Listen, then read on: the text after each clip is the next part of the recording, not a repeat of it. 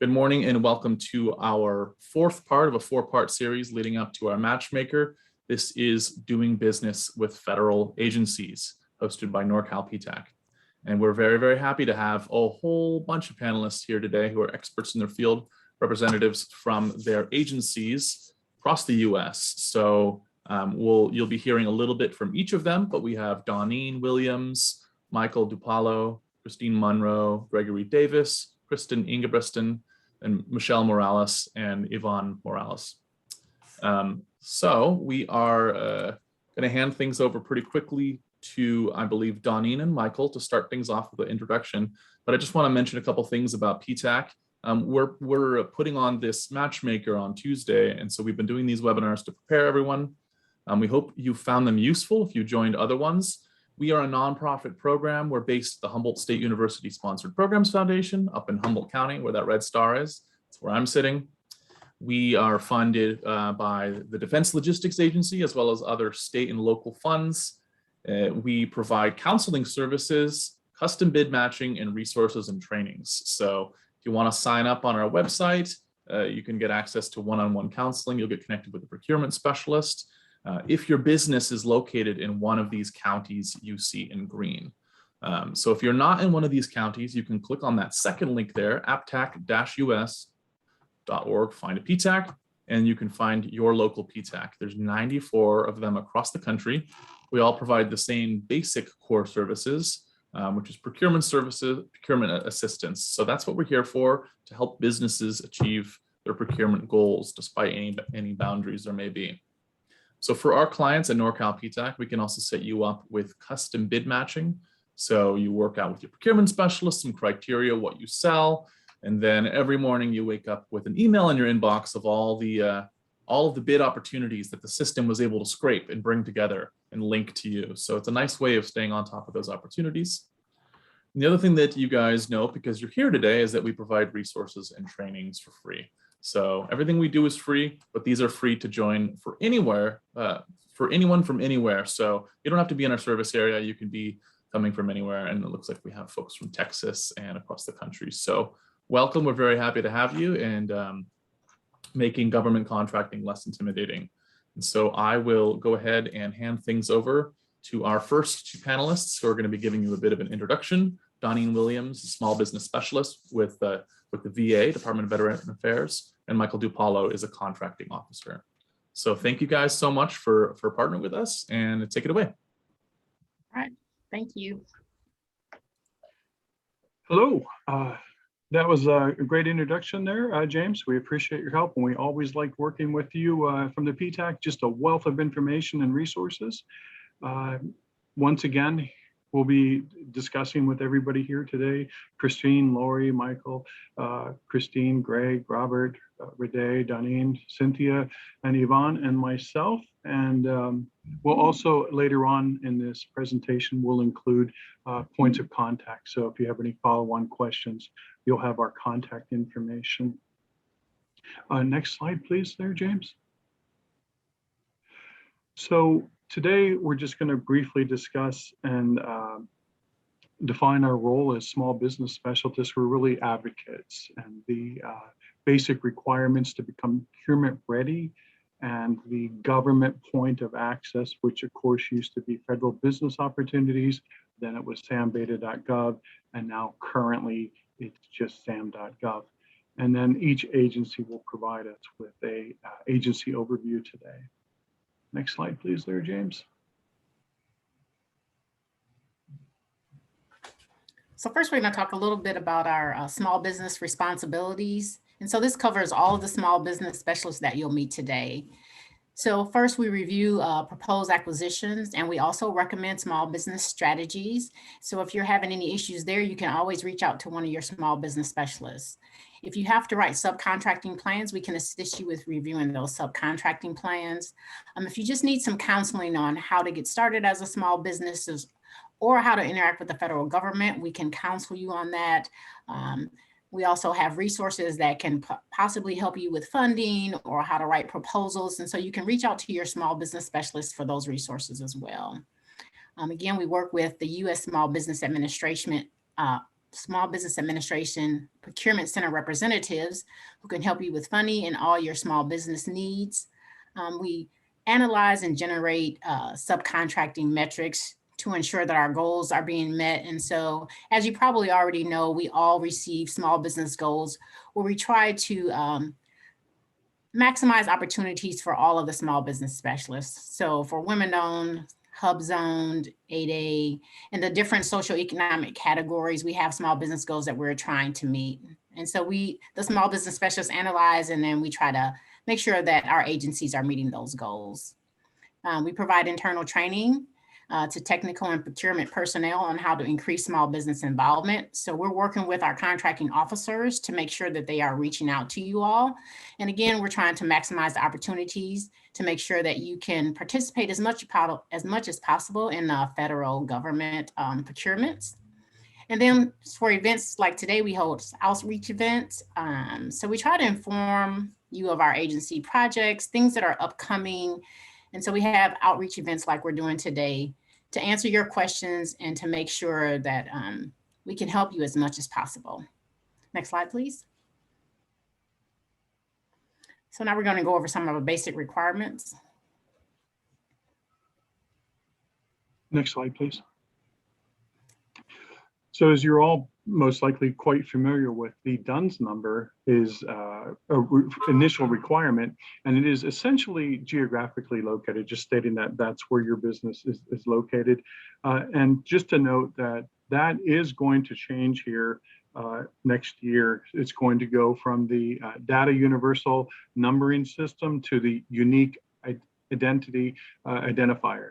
So just heads up, if you don't have one yet, you'll have to get one. If you already have one, we'll have to switch over to the new system for just having a identity number. Of course, registering in SAM for award management, that's required for any business transactions with the government, just in order to be thorough for taxpayer purchases. Size standards, now that's done through the SBA, and they establish the size standards per industry, either based on number of people employed or the annual receipts. So each industry, depending upon their requirements by people or by income, and then it changes every so often. The most recent one is for August 19th of 2019. So that would be our most current reference provided by the Small Business Administration. Next slide, please.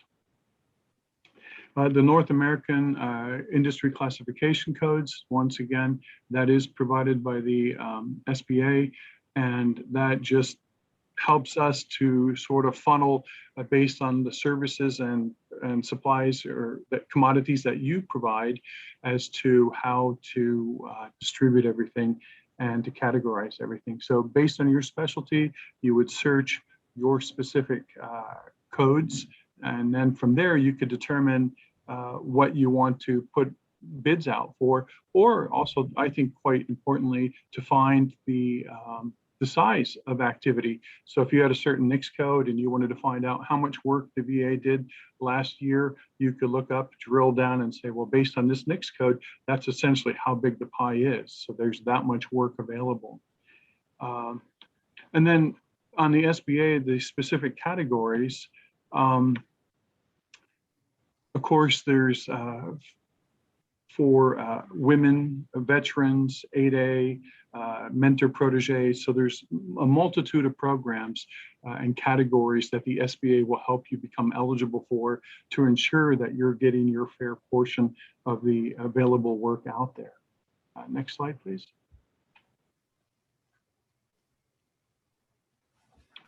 Over to you, Donnie. All right, so we also have the dynamic small business search. And this is where our COs go out to make sure that all of your information is uploaded here. And we look at your capability narratives, we look for keywords, we look at your performance history. So if you're not registered in the dynamic small business search, we encourage you to do so. Most of our COs use this when we're doing our market research and we're looking for small businesses. So it's very important that you update this information and at all times. And this is where we'll try to find you. So again, when we talk about performance history, you want to make sure if you have any federal history that you include it here. So if you have state history, you can include it here, but also any federal history.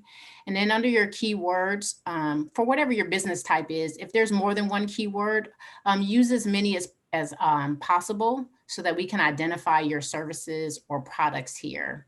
And then again, your capability narratives, just working backwards in this slide presentation, but just make sure that your narrative is as detailed as possible that can fit within the given space.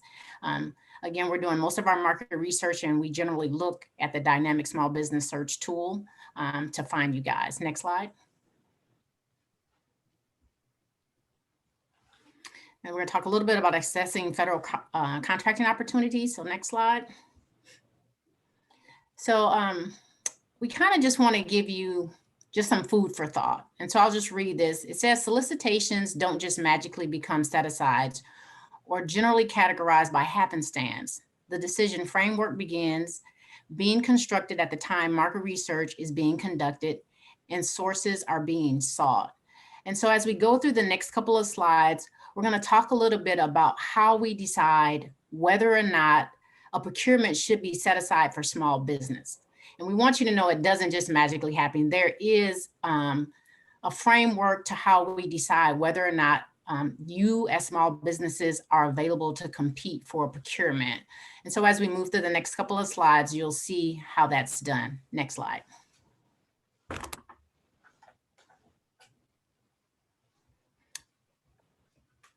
So what is the sources sought contract opportunity posting? It's an invaluable tool. It's immensely important for both parties, I believe. One, as technology is changing every day, in some industries every 18 months, it's difficult to sometimes find who has the capability or who has availability to provide those particular products or services. So as everyone knows, on an RFQ, it's commercial off the shelf, it's established, somebody needs a product and it's going to be straight to the point. It's just a question of providing a number as to what you can provide that service or product for. On an RFP, that takes an investment of time. Our engineers want to talk to your engineers, life cycle cost. It could be months of investment there. But on a sources sought, we are desperately looking for you. For whatever reason, we weren't able to find you in the dynamic business search. So say, for instance, we're looking for a pickup truck, right? Commercial pickup truck, 3/4 ton truck. It's going to be a Dodge, Chevy, or Ford. Okay, that's an RFQ.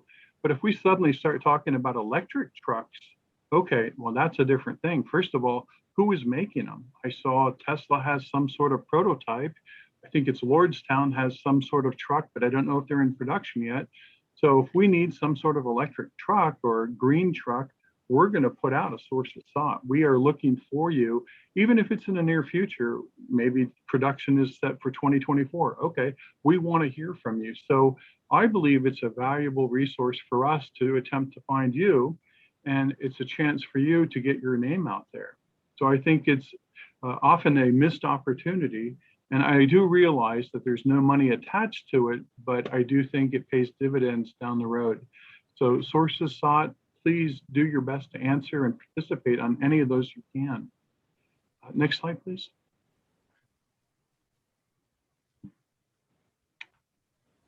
So just a couple, is this one mine, Dean? So just a couple of tips on the sources side. Again, outline the company capability statement so that it addresses the requirement in the same order provided in the sources sought notice. So as Dean was talking earlier, if we're looking for an electric car, just want to make sure that you don't just use your generic capability statement and return that as part of your sources sought response. If we're talking about electric cars and you provide electric cars, you may want to tailor your capability statement to respond to the sources sought notice. And the same thing with past performance information. So if you're responding to a sources sought and you're in the federal framework, then you want to make sure if you have past performance in the federal arena, that you include that past performance in your response. If you don't have federal performance, then you can include your state performance, but try to make it as similar or in scope to the requirement that we're reaching out for, so that we know that you can do the project, and that will help us determine if we're going to do the set aside or not. Next slide, please.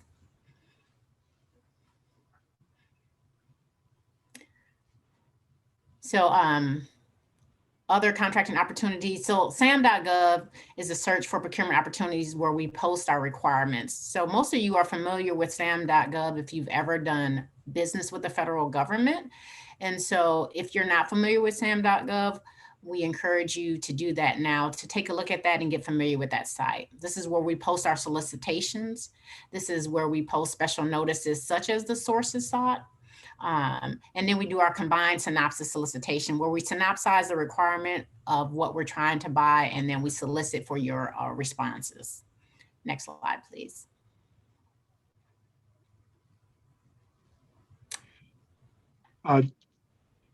This, I believe, is an invaluable resource provided by the SBA. They have several databases available.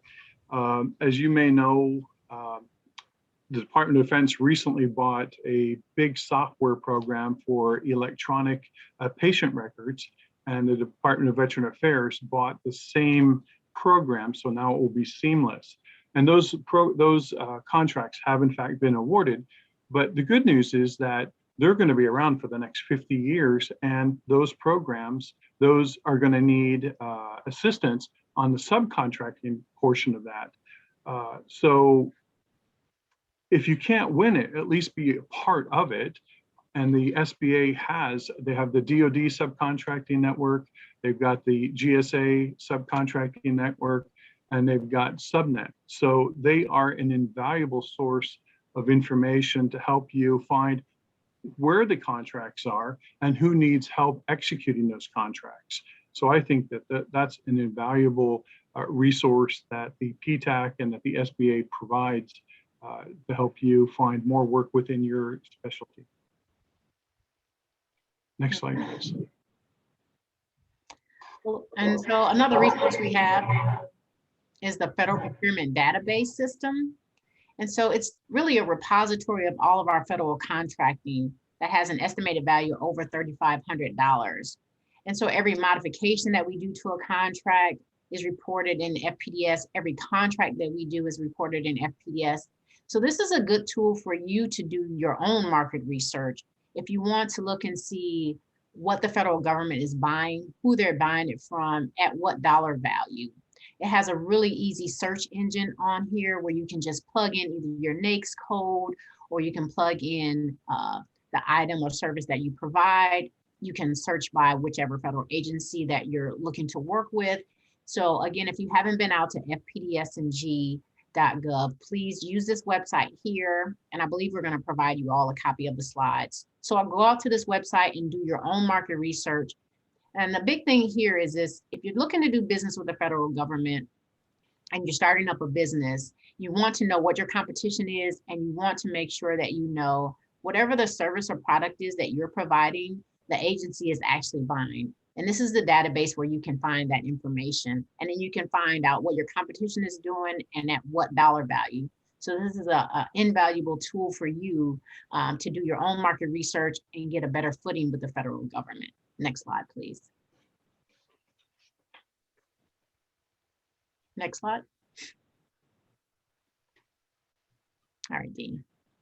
Once again, I just can't say enough about the Procurement Technical Assistance Centers. I believe they're your best friend you never knew. They are assigned geographically, so you can't go shopping for different offices, but they are great. And I just want to caution that when you do work with the SBA or the PTAC, to ensure that when you're sending out your emails, to make sure that it ends in .gov or .org, that it's not a third party looking to provide services for a profit. There are quite a few out there, and I just want to make sure that you're getting straight to the people that you want, and their services are essentially free. But I can't say enough about them. I think it's a great place to start. Next slide, please.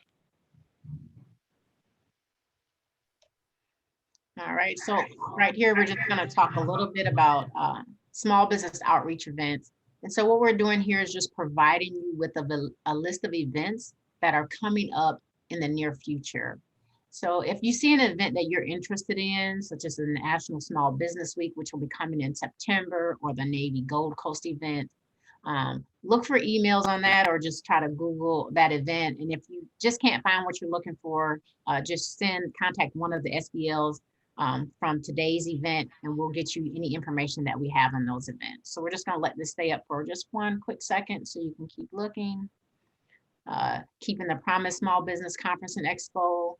We have the National Veteran Small Business Week coming up in November. JPL Small Business Opportunity Fair, and then the Sacramento SBA Connecting Point. Keep in mind that these dates may be flexible because we're still dealing with COVID a little bit. And so nothing is hard and fast here. Most things are tentative, probably except for the 2 September events. So if you're interested, just let us know. Next slide, please. Here are our point of contact for everybody that's speaking today, so that if you need to reach out and contact us for anything, this will be sent out to you. We're just noticing in the chat box, what is a CO? That's a contracting officer. And somebody was asking about the dynamic search business search tool. That is on the SBA website, but we'll also include that as well today. Next slide, please. Okay, so now we're going to go to agency reviews, and our next guest is Miss Christine Monroe, and she will be presenting for NASA today. Should we take some more questions right now before you guys want to do a Q&A right now before we hand things over? Or? If there are questions, we'll go ahead and take a few questions. It's up to you. We can save them for later if you'd like, but these are specific. Okay, so Juan was asking if people will have to change their DUNS number from what they have today. You were talking about moving over to the unique entity identifier. I haven't read anything on that yet. I do know that the system will change, but I'm sure that they'll keep us posted. Okay. All right. Okay, so looks like we've got a similar question from Warren. I'll go ahead and skip that. How to register for the Dsbs. It's on the SBA site. So when you go out to SBA, you're looking for the dynamic small business search. And, who's our representative from SBA? Do we have one today? For San Francisco, it's Aaron. Okay, we don't have one on the call. And we can ask any of the small business specialists. When they register on sam.gov, does that already automatically convert to the dynamic small business search? I'm just asking our other specialists. Johnny, this is Kristen. You know, I used to work for the SBA. Yeah, so it doesn't automatically happen, but when a vendor's in SAM, registering in SAM, and the system identifies them as small, and that's based on your NAICS, your primary NAICS code, and revenues averaged over 5 years now, or number of employees. The system will prompt you with a SBA supplemental page. Look for that page. When you get there, you'll see the SBA's logo down on the right-hand bottom corner. Click on it, and that does take you into your SBA profile. And from there, you can update all of the fields, like capabilities, narrative, keywords. There's a whole bunch of them. Okay, thanks, Kristen. Sure. Okay, great. Juan is also asking, is county and city past performance acceptable in lieu of any federal past performance? Absolutely. So if you don't have federal past performance, you want to include any past performance that you do have. We just ask that if you're trying to get business with the federal agency, definitely include that first. But if you don't have anything else, include what you do have for sure. Great. V is wondering if there's a mailing list to get notification for small business events. Not for small businesses events, particularly because we're all different federal agencies. And so we don't have a central point for small business events in general. But if you're looking for a particular agency, then you can reach out to the small business specialist for that agency, and they can help you with events for their agency. Okay, great. All right. Some more question there. Someone is asking, FBO has been grandfathered into SAMs, is that correct? I heard a rumor that DUNS would be changing to SAMMI, SAMMI. Any of our specialists familiar with those two questions? Because I'm not sure on that one. Yeah, so everything has rolled into sam.gov to include FBO. What else is over there? FPDS, actually the reporting system is over in SAM now. We still have FPDS. You can do easy searches there, but if you want to do more of an ad hoc or robust search, you got to go to SAM. And I think that term SAMMI, it may be what they're calling that new quote unquote DUNS number, the one that Michael made reference to. So just kind of watch this space. If you're registered in SAM, of course, they're going to let you know when that change happens and what you need to do. Okay, great. And let's keep things going. We can answer some more questions later. Thanks. All right. Thanks. Okay. All right, I believe we have Christine Monroe now. Is that right? Yes, Ms. Christine Monroe from NASA. All right. Thanks, Christine. Looks like you're muted. You were unmuted for a second and then. Good afternoon. As he stated, my name is Christine Monroe. I am the Small Business Specialist at NASA Office of Small Business Programs for NASA Ames Research Center, which is located in the heart of Silicon Valley. NASA Ames has led NASA in conducting world-class research and development in aeronautics, exploration, technology, and science aligned with the center core capabilities. NASA Armstrong Flight Research Center is located at Edwards Air Force Base. Their primary center for high-risk atmospheric flight research and test projects. Armstrong's strength is the integration of complex developmental systems. Next slide.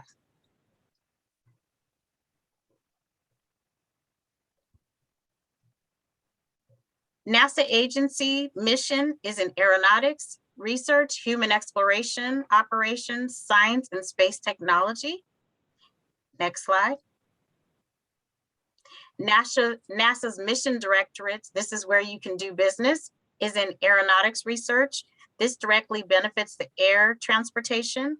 Our human exploration is dealing more with leadership and management of NASA's space-related human exploration. Science, we work with the community of science. In the space technology, that's where we're exploration to the moon, Mars, and beyond. And our mission support directorate, that is where it enables NASA's missions. When you receive the slides, you'll be able to click on the links below and provide additional information about each of the directorates. Next slide. NASA has 10 centers, and each of these centers are broken up into research centers and also space centers. The other agency that we have is a federally funded research and development center, better known as JPL, and our NMO office works there. I also wanted to let you know that at JPL, they also have a small business office. Next slide, please. So this slide here gives you a brief look at our top 20 NAES codes in FY 2020. One of NASA's highlights is in research and development. As you can see, 541715, that's one of our favorite NAES codes. And we have a lot of dollars in that. So when you get the slides, you'll be able to see some of our other top NAES codes. This is not an exclusive list, but it gives you a few of our top 20. Next slide. This slide shows you where all of the NASA Small Business Center specialists are located in the centers. And when you click on the links where our names are, you will be able to just see exactly what each center buys and also get our point of contact information. Next slide. NASA is one of the only federal agencies that has for their Office of Small Business Program that has a mobile app. And on our mobile app, it's available in Android and the Apple platforms. The app provides you sender information, our prime metrics, so you can see how we're doing on our goals, and an active contract listing, in addition to other things that you can do, and the tools are at your fingertips. Next slide. This gives you a better view of the different capabilities that I was mentioning, and where you see the map of Northern California. When you click on the link, it'll bring up the small business specialist and you can contact them from the app. Next slide. Currently, NASA is changing the way that we procure items. Here is a look at the enterprise delivery model transformation. It's a procurement matrix workforce that supports the buying office that is responsible for procurement assignments. So now what we're doing is we're going more to a product service line. And if you look at our NASA FAR Supplement Appendix A, it'll give you a more detailed approach as to the strategy of how we're working on these things. It's also best to continue checking the NASA acquisition forecast and SAM to ensure that you're up to date with our most current requirements. If you can go to the next slide.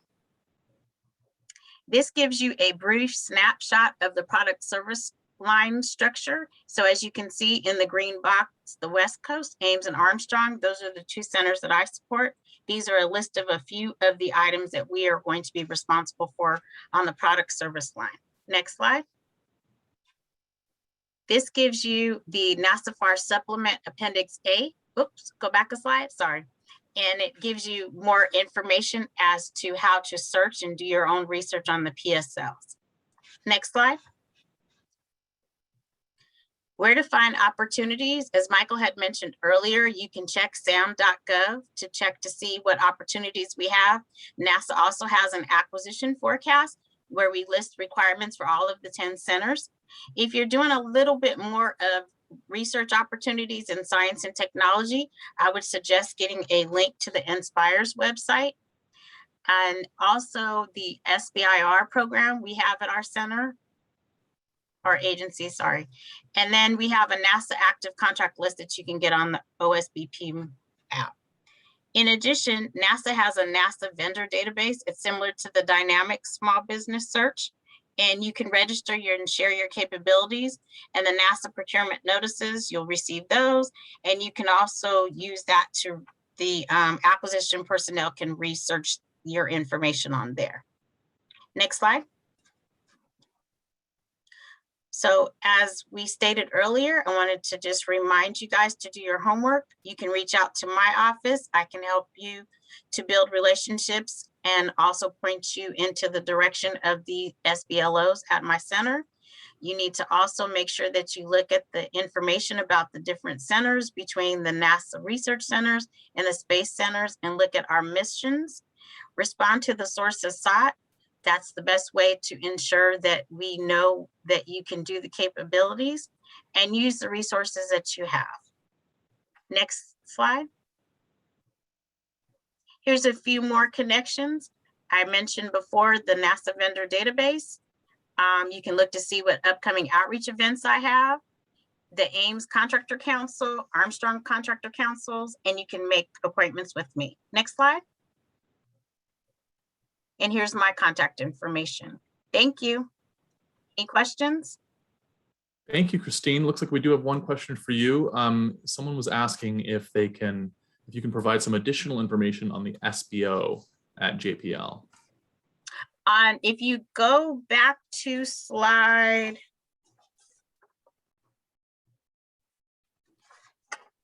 the one that had the map, I think it was slide 6. Well, our slides are differently numbered, but this one? Keep going. Well, right there. So if you look, it would have Jet Propulsion Lab here. So these are all the points of contact. Charles Bray, Mary Helen. So if you see me in the map, the 4 people that are below me are the JPL. All right, great. Okay. Thank you. All right, thanks. And do we have any other questions specifically for Christine? All right, those of you who have entered more general questions, we'll get to those at the end, the Q&A. All right, so let's advance these slides forward once again. All right, we're gonna say hello to Donine and Michael once again. We'll be presenting on the Department of Veteran Affairs. So thanks, Donine. All right, no problem. Thank you. So once again, we're here. Next slide, please.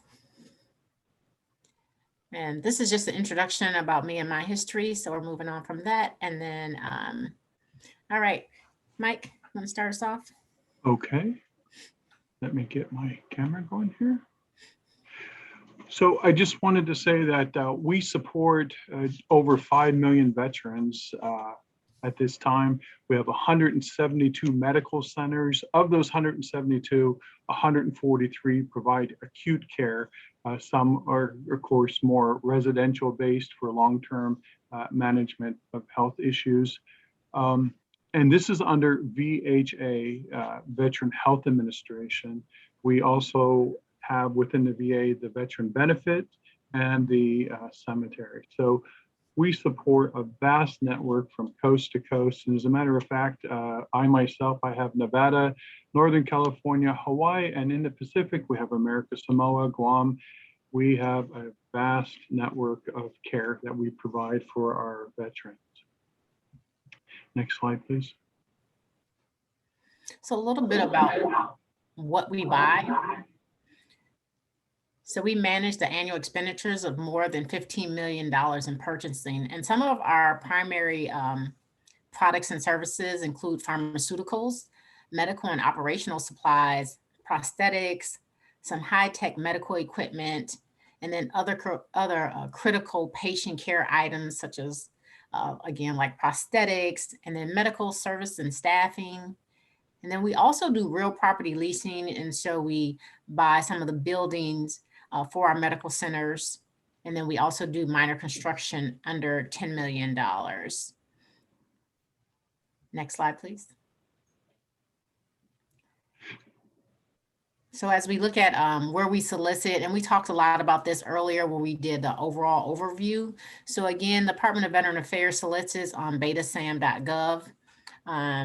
We also have a medical surgical prime vendor, which is where we buy most of our medical supplies. And so if you're providing medical, surgical, dental, or lab supplies, then you want to look at our site, msvp.gov.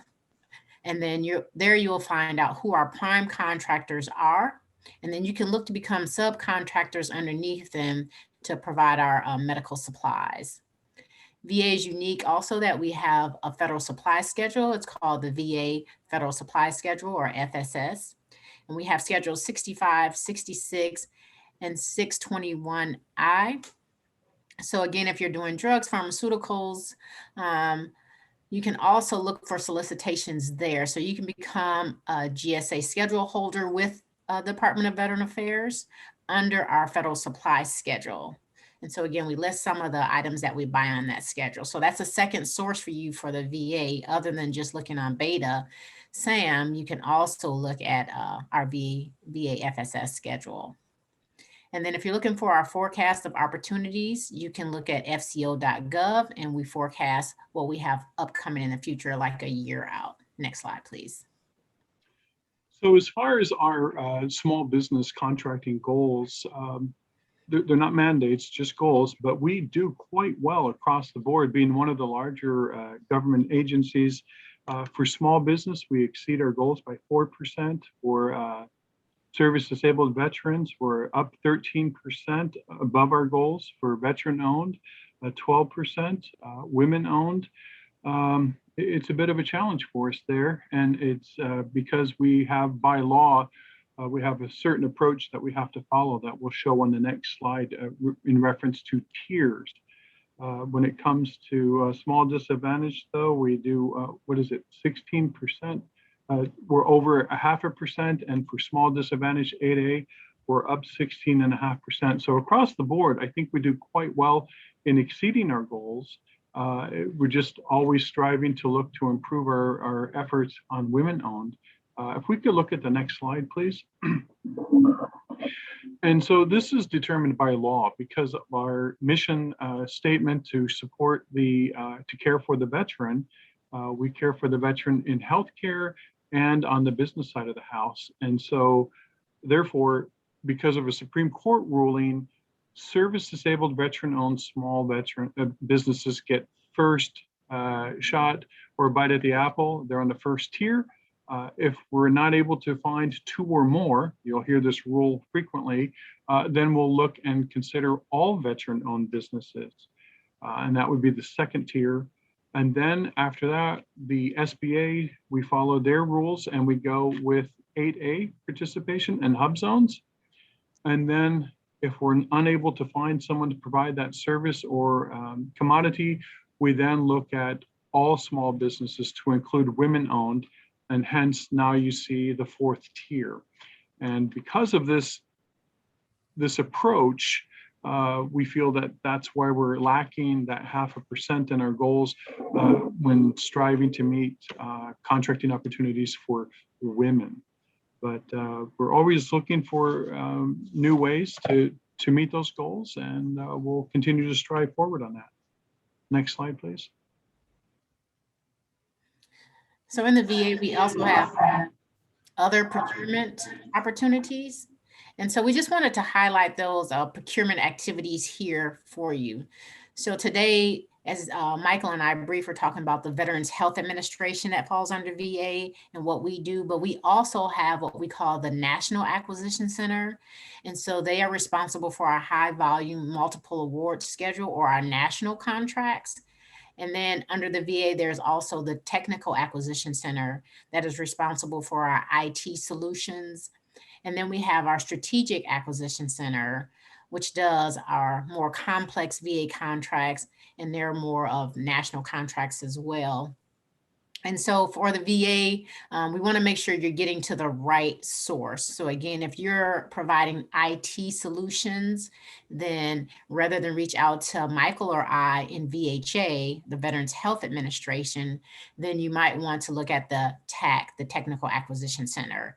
And if you're looking for a larger scale contract, like one of our national contracts that are going to provide multiple awards and it's going to go across the entire VA, then you might want to look at our National Acquisition Center. So I just wanted to point out that there is several opportunities to procure with the VA other than just VHA. And so here are some of those other centers.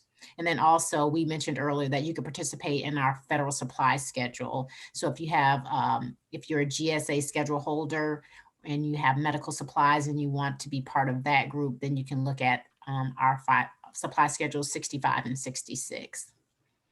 Next slide, please. Donnie, I'd like to add to that for a moment. You know, technology in healthcare is moving so fast. Came in contact with a acquisition involving gastroenterology for scopes, and that particular industry with LED development and computers and high resolution cameras, it moves so fast that every 18 months they have a new generation of equipment. And so they're not wanting to do 5-year contracts and be stuck with old equipment. And so therefore they're doing contracts every year, every 2 years. And I just wanted to remind people that if you're not getting a contract now, it doesn't mean you won't get it in 14 months. Just it's moving so fast. It's actually quite exciting, both in healthcare and at the VA and in contracting. I think it's like the Cinderella story of LASIK, you know, it's extremely expensive. And then today, here it is, it's, you know, a fraction of the price and the quality has improved tenfold. So I think for us in the VA, in healthcare and in IT, anything can be a game changer. And the technology just changes overnight in so many industries. It's amazing. We've got the Da Vinci robot. Oh my gosh, what an exciting purchase. It's always changing. So stay tuned, watch, participate, and don't count tomorrow out. Very good. Very good. Thanks, Mike. James, any questions for the Department of Veteran Affairs?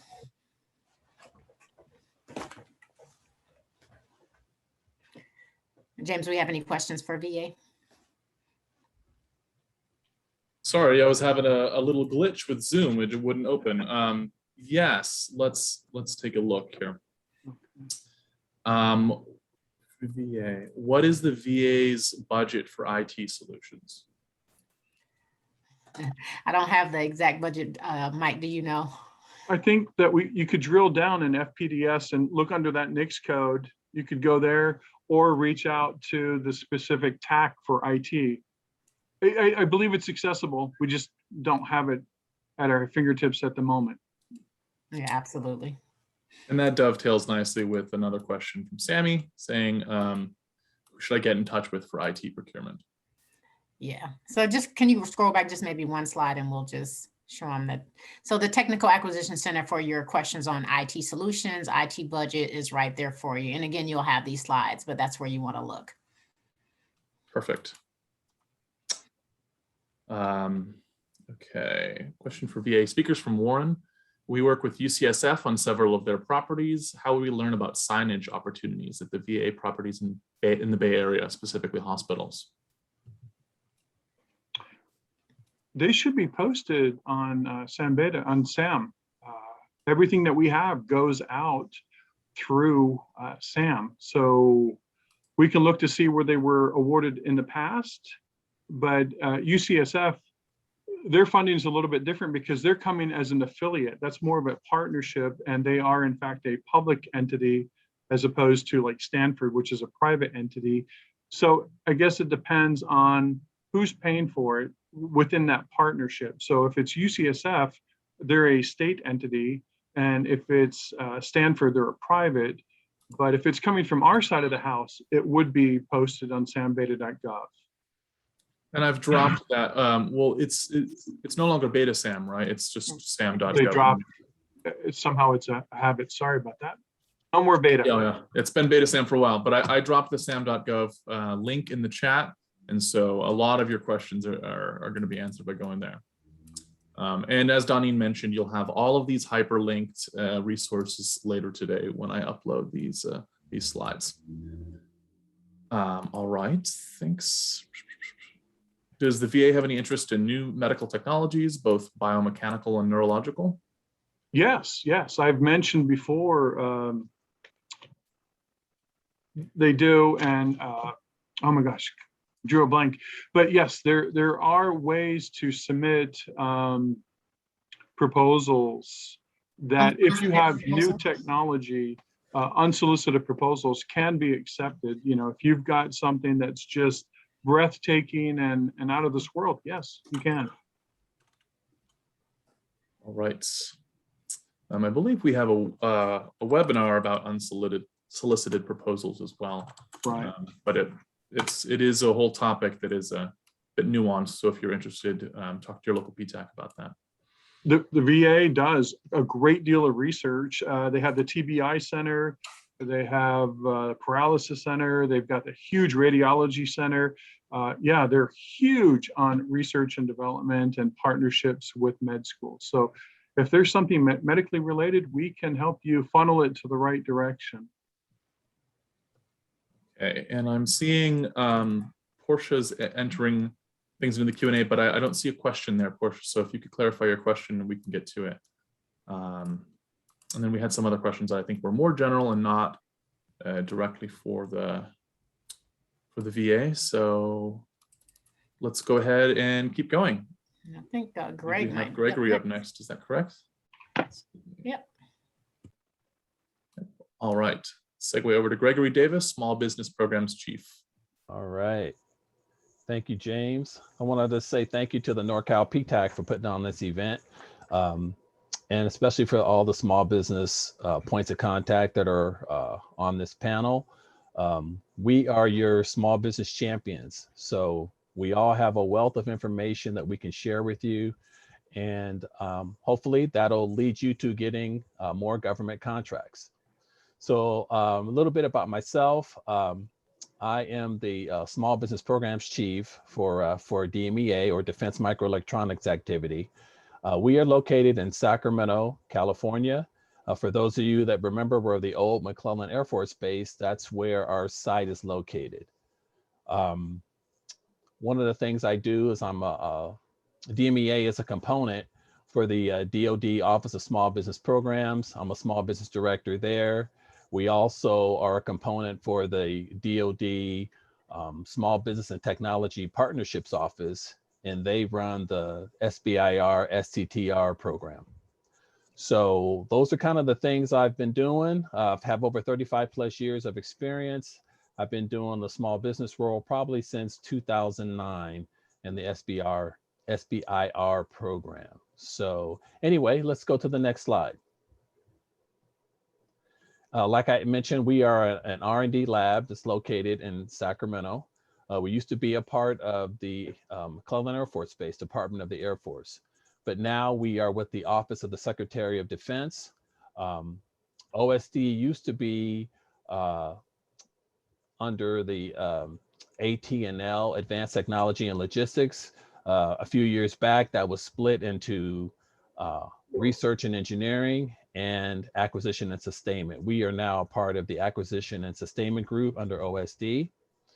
Like I said, we've had over about 200 employees, and we're the leading authority on microelectronics. Next slide, please.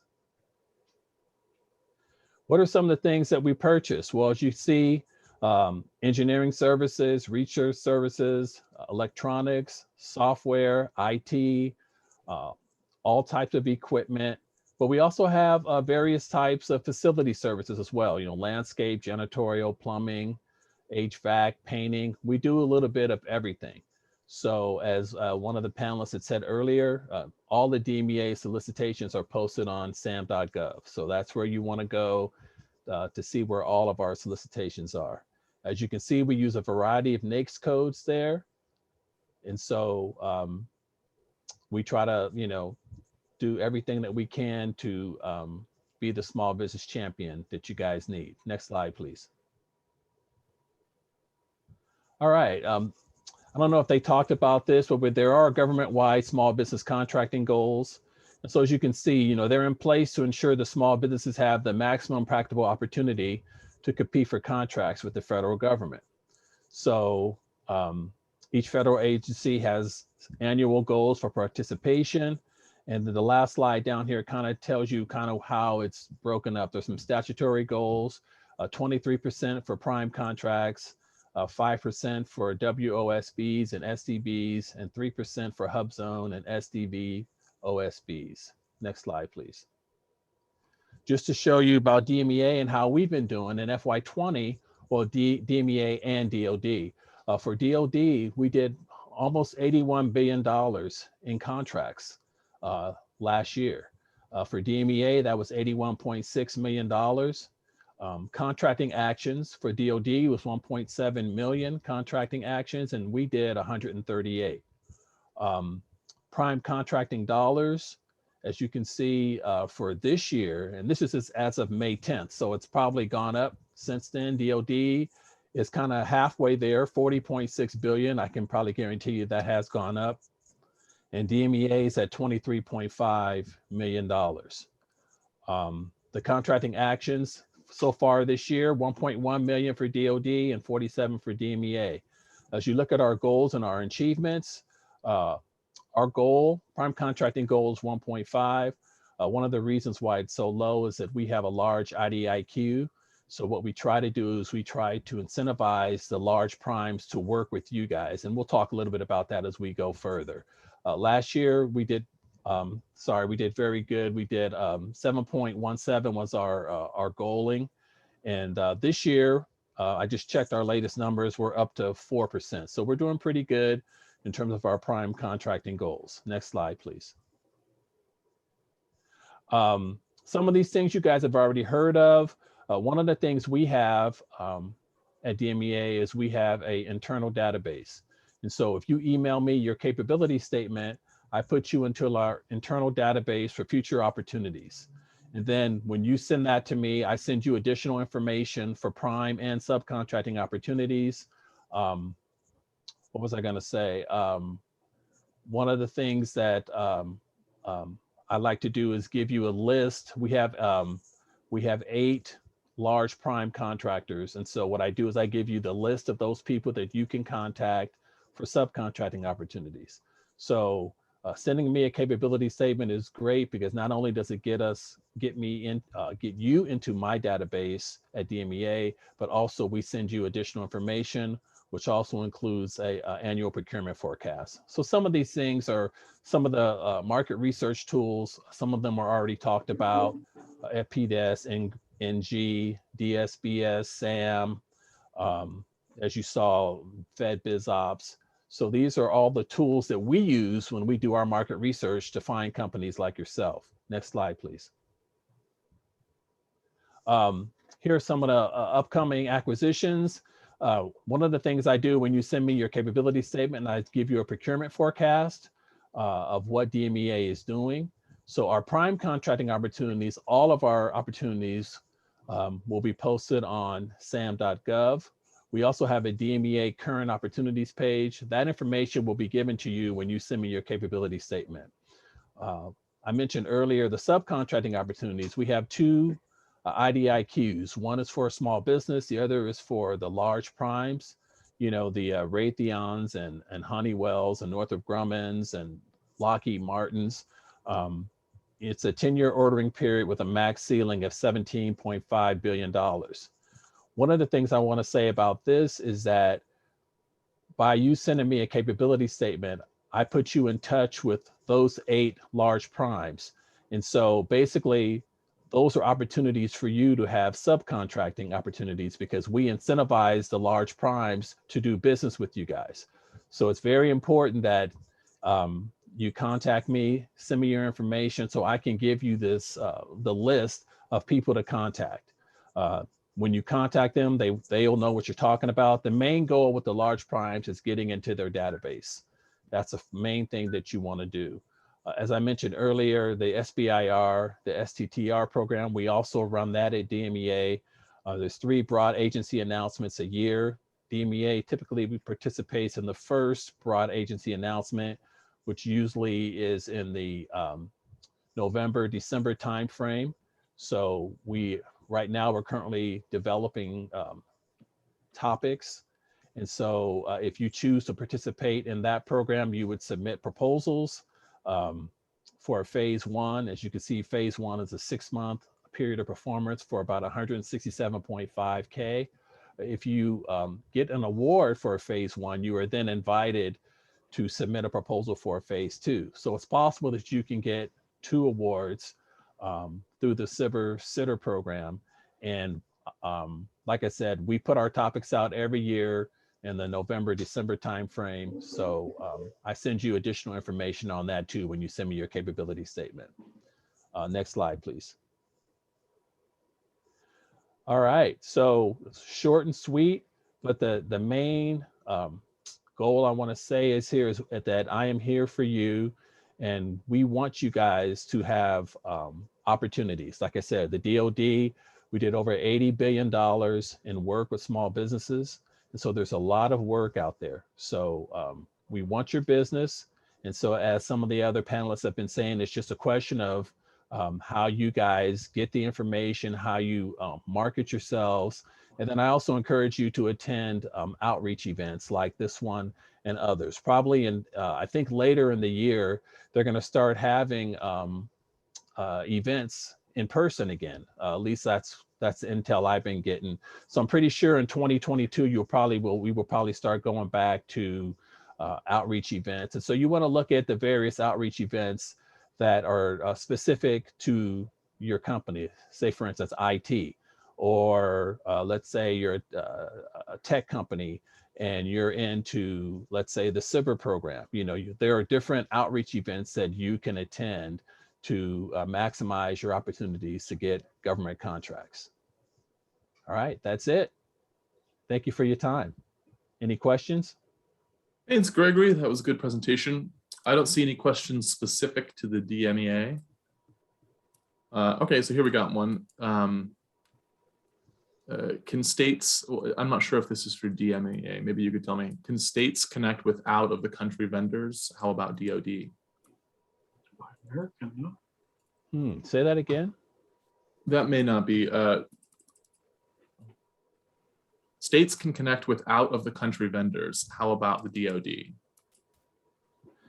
It depends. One of the things I would say to you is to look at the, I believe the email or the web address is defense.business.gov, and that's the DoD OSBP. So if you Google it, Google DoD OSBP.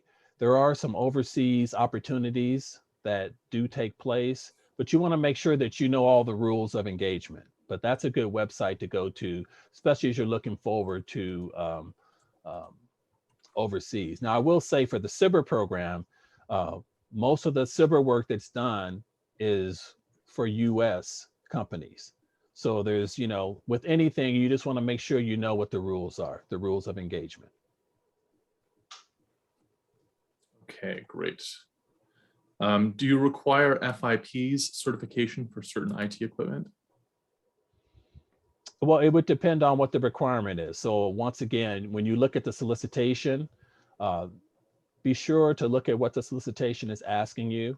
One of the things I didn't mention in my presentation is that we have a group called the TAPO office, the Trusted Access Program Office. And so we have a contract with Global Foundries. And so there are ways, if you were interested in becoming a trusted vendor, there's certain rules that you would have to adhere to.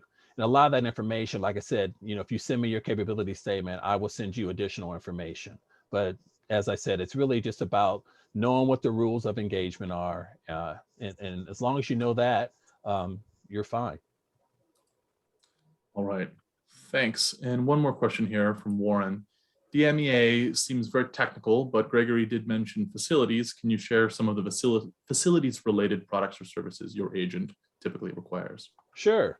Well, you know, we've done a lot of things at DMEA in terms of our facilities. I mean, it could be landscaping, it could be janitorial, it could be lighting. You know, we have a clean room foundry, so that has to be maintained. And so there's a lot of different things that we do with facilities. And so that's one of the beauties of sending me your capability statement, is that one of the people that gets a copy of your capability statement is our facilities manager. So it's very important that you guys reach out to me. And then, like I said, I can send you additional information to really let you know all the different wonderful things that DMEA is doing. Perfect. And for those of you who are intimidated by a capability statement or I'm not really sure what that is, we did just have a webinar on it. It's also called a statement of qualifications, depending on who you ask. And we did that just last week. So I can go ahead and drop that in the chat here. Oh, that's great. And every now and then I do get companies who will say, what's a capability statement?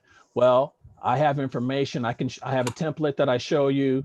I have some examples. So yeah, don't be intimidated by it if you really don't have one, because I've had some companies that have not developed one, but I can send you information on that as well. But that's really important when you're trying to do business with all the federal agencies, because we want to see what type of work you did. I think earlier today there was someone that said talking about past performance. Well, we don't have past performance with federal, but we have past performance with state. Well, you know, that's the type of information that you want to put on your capability statement. You know, you want to show past work, past performance, past agencies that you've worked with. That's very important. So if you're just getting started, that's fine. We still want to do business with you. You know, like I said, sam.gov, there's all kinds of solicitations out there, and hopefully there's something out there that you can do. And so I'll end with this. The main thing is that when you do get a federal contract, make sure that you do well on that contract, because that leads you to more work.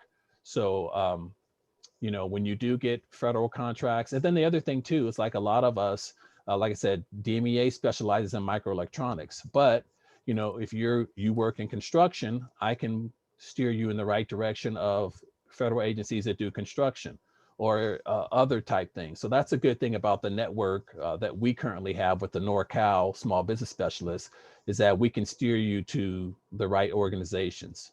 And thanks for your time. Thanks, Gregor. And I have one more question maybe I can shoehorn in, since you mentioned past performance again. Can you put private sector work in your past performance? Can you put research and development even in there? I think anything that you can put in there is fine. I mean, what you want to show is you want to show the government your capabilities. And so, for instance, the SBIR program, you know, there's different technologies that are out there. You know, DMEA's major focus area is microelectronics. However, we have other areas like 5G, artificial intelligence, machine learning. those types of things you want to put on your, if you have those capabilities, you definitely want to highlight that, because that's what we want to see. We want to be able to figure out what type of work you can do. So I think, sure, I would put that on there if I were you. All right. And if you have one more thing here, with all the capability statements that you receive, how do you get yours on top or to be noticed? That's what we're here for, right? Yeah, that's a good question. Well, and that's why I said that one of the things that we want to see, at least let me speak for DMEA, we want to see past work that you've done. We want to have confidence that if we have a contract with you, that you will be able to do the work. So that's why it's really important that you review that solicitation. And when you submit your proposal, you make sure you dot your I's and you cross your T's. That's so important, because we want to make sure that you have the right capabilities. And sometimes when you have a competition, you have multiple companies bidding on the same work. So what's going to make you stand out besides, your competitors, And like I said, I think that's where a capability statement will be great, but you want to be able to show that you can do the work. And so make sure when you look at those solicitations, you answer questions. There are times when sometimes because, you're rushing, maybe there's a deadline, you may miss key ingredients. And sometimes that may stop you from getting work. So make sure you read that solicitation. And a lot of times there's like a contracting officer or there's a point of contact. If you have questions, by all means, call that number, send an email. If you're not sure about something, ask questions. All right. Thanks, Gregory. All right, we're moving on to the next here. Appreciate that. And then now we have Kristen Ingebretson from the Bureau of Reclamation. So take it away, Kristen. And thanks for, Kristen's been doing a lot of legwork organizing this event. So thanks. So much for having us. I was going to say this morning. Yeah, it's this afternoon. As James mentioned, I'm Kristen Ingebretson. I work with the Bureau of Reclamation. We're located in Sacramento, California on Cottage Way, if you know where that is. One of my roles with the agency is to advocate on behalf of small businesses that are doing or that are interested in doing business with us. I'm also responsible for helping BOR achieve our small business goals. And as you'll see later on, I have a slide that shows you how well we did in FY 2020, exceeding our goals. And then a slide that shows our goals for this fiscal year. And we try to, we go for the gusto, go for more than that 23% that Greg showed you earlier. And we reach for 50% as our overall small business goal. So today I'm going to talk about just a broad overview. What does reclamation do? We basically, Greg says they do microelectronics. We do water, something really central to all of us. And then I'm going to go over what we procure, as well as where you can find our forecast and contracting opportunities with us. So stay right there, James. So a little bit about us. We are one of the bureaus under the Department of the Interior. We were established in 1902. People know us best for our dams, power plants, and canals. Of course, all of those surround water or have to do with water. We have 5 regions that operate in 17 Western states, and that includes us, California Great Basin Region, Interior 10. We refer to ourselves a lot, and you'll see that out there, our acronym CGB, so California Great Basin. We are Reclamation, not CGB, but Reclamation is the largest wholesaler of water in the country. A little low now, as everybody knows, out here in the West, we're pretty dry, but we are the largest wholesaler. We operate 338 reservoirs. They have a total storage capacity of 140 million acre feet. And so you get an idea of what an acre foot is. That's 325,851 gallons of water. So that's enough to supply a family of 4 for a year. We deliver 10 trillion gallons of water to over 31 million people. We provide 1 in 5, or about 140,000 farmers with irrigation water for 10 million acres of farmland. It produces about half or 60% of the nation's vegetables and a quarter of the nation's fruits and nuts. We're also the second largest producer of hydroelectric power in the Western US. We have 58 power plants that provide more than 400 billion kilowatt hours annually. That generates nearly $1 billion in power revenues and produces enough electricity to power 3.5 million homes.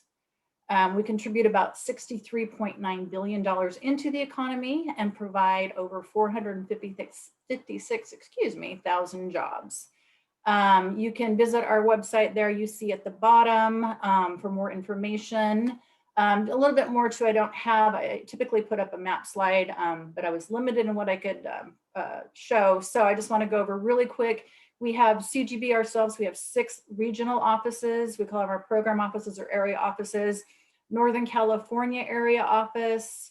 That's actually, where is it? That's your local Lahontan Basin area office. Central California area office. South Central California area office. That's down in Fresno. The Bay Delta area office. And we have 3 specialized offices. That's a San Joaquin River Restoration Program Office, the Central Valley Operations Office, that's one of our biggest programs, and we have the Willows Construction Office. They do all of our constructions for all of our area offices, and we have 5 field offices that are located in Weaverville, California, Lake Berryessa. Some of you may have been there. Beautiful place, really low right now.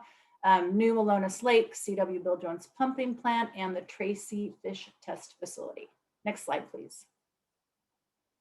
All right, so there's those goals I talked about. As you can see on the left, we have BOR, reclamation as a whole. There's what our goal was and what we achieved. And then over on the right, that's us, CGB. And as you can see, we exceeded all of our goals last year. Next slide. And this year, these are our proposed goals. We're still negotiating with the SBA, and that's got to be hashed out by the time we get to the end of the fiscal year, which is right around the corner. But again, we kept bumped it up, just a little bit this year to 50%. And we are on track right now to at least meet our small business goal. We are ahead of the game on all the rest of our socioeconomic goals. Next slide. All right, so I'm going to go into what we procure, starting with services. I'll let you read through the list there. Want you to make note, and I had another slide which I didn't put up that shows our top 10 NAICS codes that we procure under. I don't have it in front of me, but you see the bullet there that says professional and administrative services associated with functions and the mission of reclamation. That's where we procure most of, or spend most of our dollars under that services, and that would be with environmental consulting. So the NAICS code for that is 541620. I think third on the list, I do remember that in my brain, is 237990 for heavy civil. I gave James a PDF handout that he's going to disseminate to everybody along with the slides, and you'll get an idea. Actually, I have the chart in there that shows you what we procure under the most on down to, I think I have 10 of them there, the top 10. Of course, we do a lot of other things besides just those 10, but I have the top 10 there. Next slide, please. All right, so going on to construction, we do procure construction. We do a little bit of new construction. However, most of it is repair of our existing facilities as well as O&M of our dams, canals, and power plants. We do have a couple of really large projects. They were actually supposed to happen this last year, but they got pushed out. They're in the multi-million-dollar scale. And those are going to be really great opportunities for small businesses to subcontract.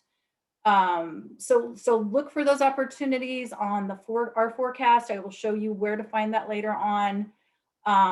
They are, I'll give you the names of them, the Friant-Kern Canal Middle Reach Capacity Correction. That, I believe, will be early next fiscal year. And then the other one is BF-CISC. BF stands for Bernice Frederick Sisk Dam Safety of Dams Modification Project.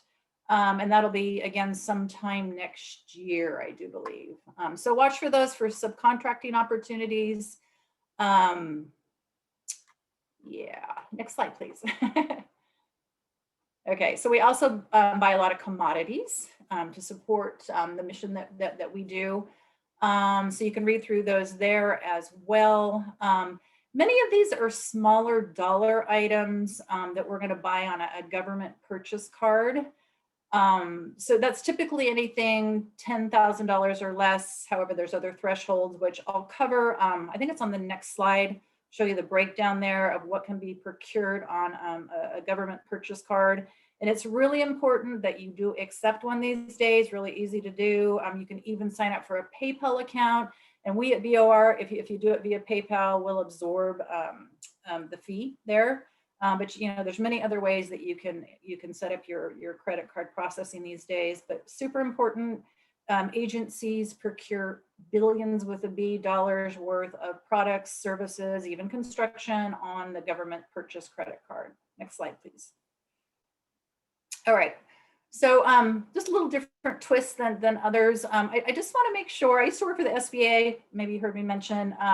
So it's really important, and I think James would attest to this, that you know if you're a good fit for federal contracting, if you know that your business is ready. You got to be ready before you put that toe in the water, because honestly, it's not an easy feat. It can be pretty complicated, but you know, with the help of small business specialists, with the PTAC, with the SBA, we can assist you in you know, treading the waters and trying to find opportunities.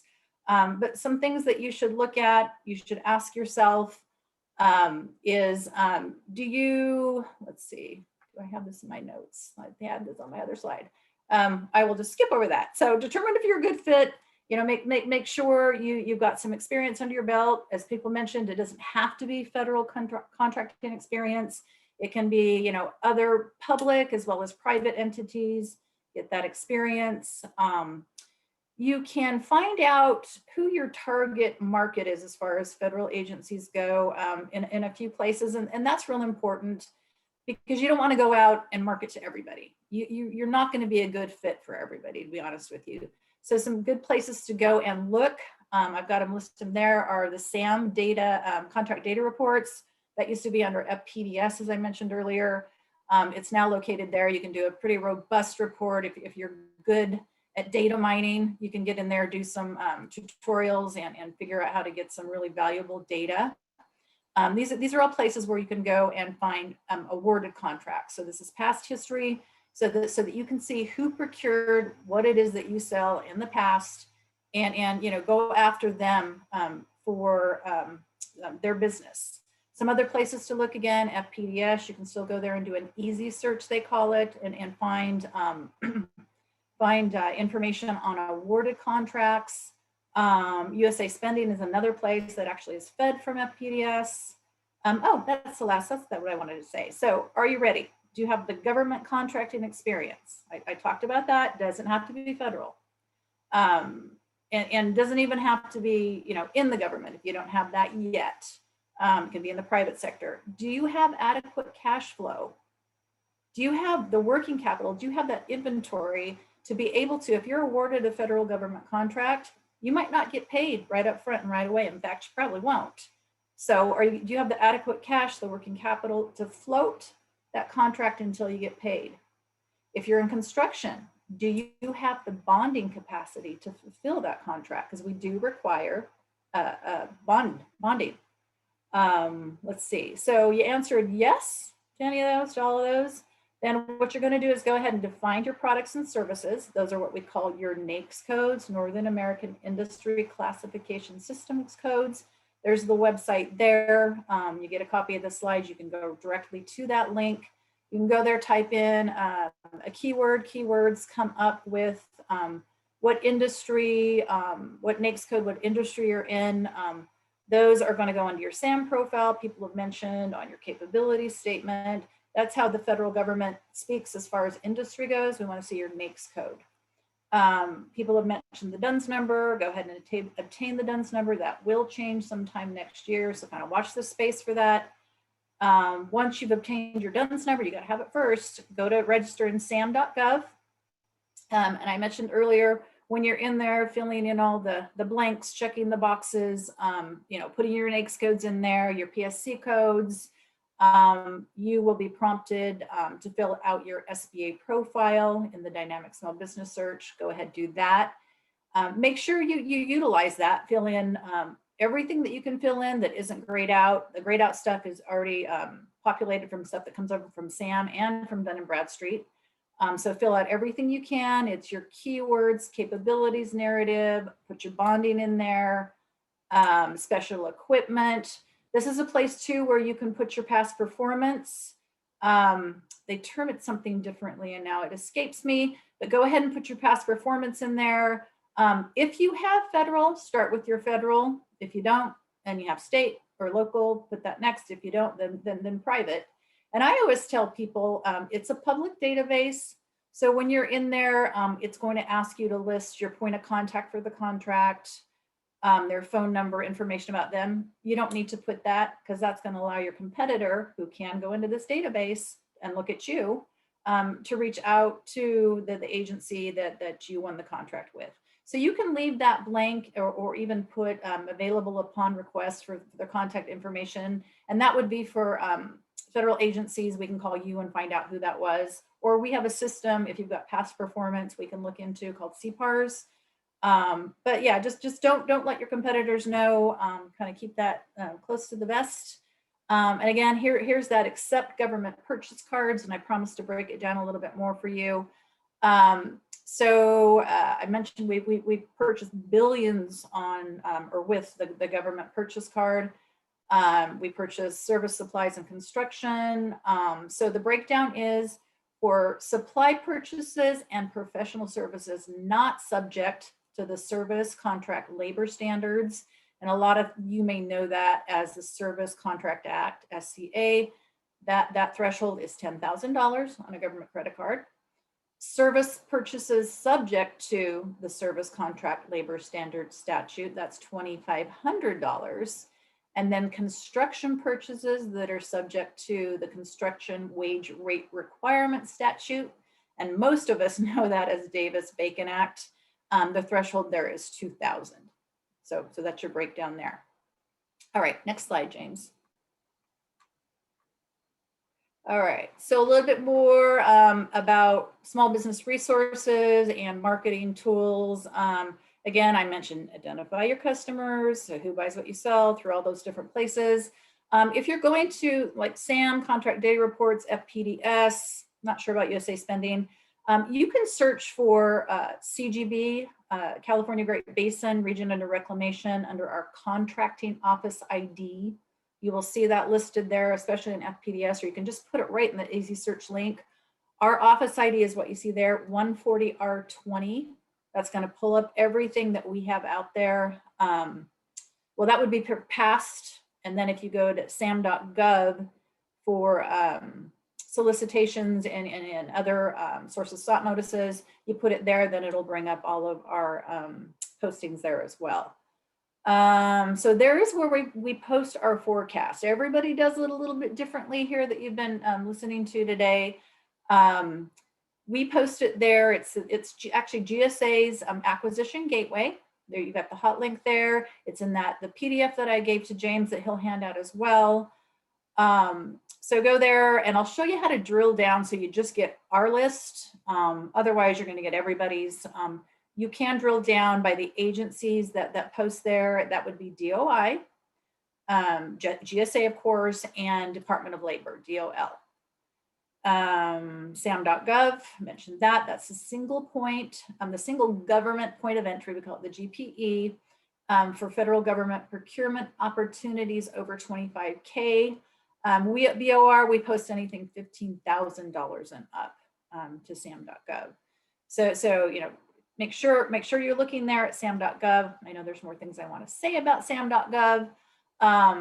Not only are you going to see the solicitations there, but you're also going to see, and I think this was mentioned earlier, I know it was, the sources sought notices, pre-solicitation notices. Make sure you're paying attention to those. I know now with SAM.gov, you can used to be able to do with Dsbs ops, but you can now save searches so that they're dropping solicitations, sources sought notices, pre-solicitations that you're interested in, that you're eligible for into your email on a whatever basis you decide you want to see them, daily, twice a week, once a week, twice a month, whatever it is. Anyway, real important to set that up, watch that space, respond to the sources sought. The only way, one of the only ways that agencies, and I'm speaking for BOR, we can set aside our procurements for small business or one of the socioeconomic groups is if we have two or more qualified. So please respond to those. It not only allows us to set them aside, but it also serves in your favor as a marketing tool. You're going to respond to the sources sought, and our contracting officers and specialists are going to see you put in your capability statement and information on projects that you've done that are related to the sources sought. So real important to respond to those. Optimize your SAM and SBA profiles. And I mentioned those before, fill in all the blanks that you can on your SBA profile. SAM pretty much guides you through and is limited, but SBA profile and Dsbs, Dynamic Small Business Search, gives you more capability to market yourself, to find your niche, to set you apart. Thank you, that's what I'm looking for. Set you apart from your competition. So real important to keep that up to date. Whenever you finish a contract, gain a capability, I always tell people go in there every 90 days and tweak it, because we are looking at that. Our contract specialists, they do a lot of that market research work. They are going there and looking at your SBA profile. If you don't have it complete, they're probably going to bypass you. So real important to keep that up to date. Everybody's been mentioning that federal capability statement. Again, that's what we like to see. It's typically one page. You can do it two-sided, has all the federal government speak on it, if you will, your NAICS code, your DUNS number. Past performance, of course, is really important. PTAC can help you with that. They're really awesome. James mentioned they just had a workshop, but they can also, make an appointment with you, sit down with you one-on-one and help you with your capability statement. I always tell people, go out and Google somebody else's capability statement so you can get an idea of what one looks like if you don't know, and kind of, get other people's ideas and use them as your own and make it your own, of course. But, Google's a wonderful tool. You can find lots of information there. And lastly, on this slide, don't forget about subcontracting opportunities. I did mention earlier, we've got a couple of big construction projects coming up probably next year. So real important to look at our forecast, see where they're at in the stage or in their acquisition cycle.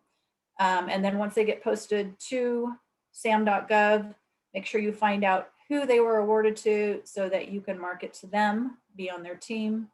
I believe Michael mentioned earlier the SBA subnet. You can go there and look for opportunities as well. Another way to do it would be to go, if you find some prime contractors that have won awards with the federal government, go to their websites and sign up as a vendor. Many of them have forms for you to sign up there as a vendor, and that's really the way they want you to do it. Next slide. All right. So, I forgot to mention way back when we were on SAM.gov, one of the other things we post are special notices.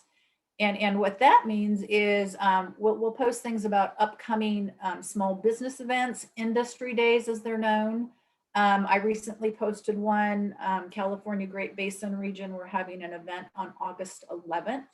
You see the flyer there. If you're interested in registering, James posted the event with the registration link on the PTAC, Norcal PTAC's calendar of events. You can also reach out to me.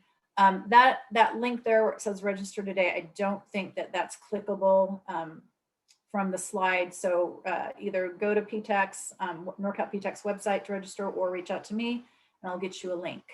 Next slide. All right, so here is where we post our forecast, our upcoming opportunities on GSA's Acquisition Gateway.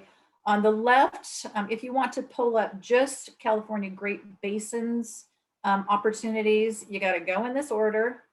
So one, it's a drop down. You'll see the agency. That's where the DOI, DOL, and GSA is. So of course, select DOI. Number two, you go down to the year you're looking at. So we are in our final quarter of this year. You'll still see stuff posted there, obviously, for 2021. But if you want to plan for the future, you can also add 2022 there. Go back up to, and my number 3 is off a little bit. Sorry, don't go to clear all.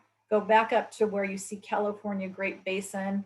Type it in just like that in the keyword box, and then click the little magnifying glass, and that'll bring you up a list of all of CGB's opportunities.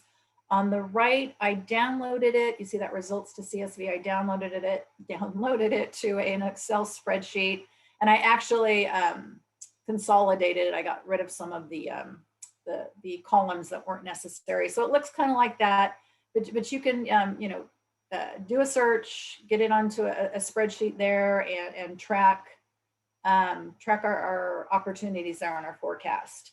And I'm the one that posts them there. I'm the one that keeps them up to date. And I do it every couple of weeks, every other week. I'll post new ones, and I'll change the status, the acquisition phase that they're in, the status every couple of weeks. So it's a good place to go and look to see when the opportunities, are getting ready to be posted as a solicitation. Next slide, please. And that's all I have. Do I have any questions? Yes, looks like, by the way, thank you. That was really excellent. Oh, sure, thanks. Thanks for all the information. And I dropped the link in the chat for that event that you mentioned, the SBE event. So please do click on that and sign up if you'd like. We've got 3 questions that basically boil down to the same issue. How do you connect with primes? How do you find the primes that are bidding on a contract? Seems like there's some trouble doing that sort of research. Okay, so as I mentioned, well, you can look to the news, you can look to newsletters on different websites to see who has been awarded or which primes are competing for certain contracts. A lot of agencies will post it on their websites. Another way, and actually I'm going to reach out to my fellow SBSers. It used to be on FedBizOps that you could see the interested vendors list. I don't know if it's that way with SAM.gov. Christine shaking her head. Yes, it is. So there is Be able to, and you should be able to click on the requirement. And when they have an interested parties or an upcoming event, you should be able to click on that and add your name to the list. Okay, perfect. So yeah, I haven't been in there to look at it. For which website? What's that resource? SAM.gov. SAM.gov. Yeah, it used to be interested vendor. Now Christina's saying you can add yourself as, I forget what she just said. What's the link called? So when you click on the interested parties, you have to look to see if they have something that talks about interested parties in the requirement. So when you click on the RFQ or the RF, it's usually the RFQ or RFI. It should say they're interested parties in SAM.gov, but you have to look for it because they're still making updates to the website. Okay, I'm not familiar with that. So you kind of have to look around or reach out to Christine and she can guide you there. I've got to go do a little bit of investigating on my own. Thank you, Christine. All right, thanks for that, Kristen. Sure. All right, maybe any other questions for right now? All right, well, let's keep going. And this next section will be possibly a little bit tricky. We'll have to coordinate with the slides. We have Michelle Morales with the U.S. Army Corps of Engineers. And Michelle is calling in over the phone. We seem to have some sort of possibly a firewall issue. So she's going to direct the slides somewhat blindly. So we'll see what we can do. I'll keep myself unmuted for now. And Michelle, are you there? Yes, I am there. Hello to everybody. Do you have it on the Sacramento district overview, just so I know I'm on the right slide? Yep. Yeah. And if you just say each header of the slide. All right. So we can go to the next page. Okay. Outline. Okay. So what we're going to talk about is the mission, the vision, just show our leadership. And we have 3 major programs. The Civil Works, where we had gotten a $2 billion supplemental free fall from the government for levies. and all our civil projects. We have a DVA program with the Department of Veterans Affairs for their 3 large hospitals that we're doing. And then we have a military program, and along with the military, we also have HTRW, environmental and remediation, and A&E engineering. Next slide, please. This is our Sacramento District mission. The Army Corps of Engineers of the Sacramento District provides innovative and enduring engineering solutions across the full spectrum of project delivery, program delivery to provide value and quality on schedule to our customers and partners. And as you can see, we've got a military project there at Montco in Concord. This is one of our levees in Marysville. And then this is, we're raising Folsom Lake. And this is one of the Dike 8 at the Folsom Dam Raise project. We just completed a couple of years ago some floodgates. During the drought, we were able to get it done faster. We didn't have to work underwater. And so this is just a few things that we do. That's part of our mission. The next slide, please. This is the district vision, is to for all the contractors to work with a team of professionals dedicated to delivering and enduring, innovative, and sustainable engineering solutions to our public and partners. And the picture here is Isabella Dam. We're also raising Isabella Dam. We seem to be raising all of our lakes, and now we're in a drought. Go figure. But we are raising all of our lakes. Next slide, please. This is a picture of our district leadership. We just got a new deputy commander. Her name's Major Lively. She started last Monday. We have a new chief of contracting, Ms. Colette Carzels. And our mega projects, the reason it's grayed out is we've moved all our mega projects back under Tamber Eller, under our projects and PPMD. So that's just a quick run view of our senior leadership here. Next slide, please. This is a picture of how the Army Corps of Engineers is structured. So if you're out there and you kind of can look to see where you fall, of what kind of work you want to do, you can contact me, and that way I can help you get into the right division of where you want to work so that we're not going to the wrong person. And as you can see, I fall under the deputy commander and the commander. Next slide, please. This is a Sacramento district overview. We cover California, Nevada, Utah, and then a little bit of Oregon, Idaho, Wyoming, Colorado, and a little bit of Arizona, which is the Sacramento district.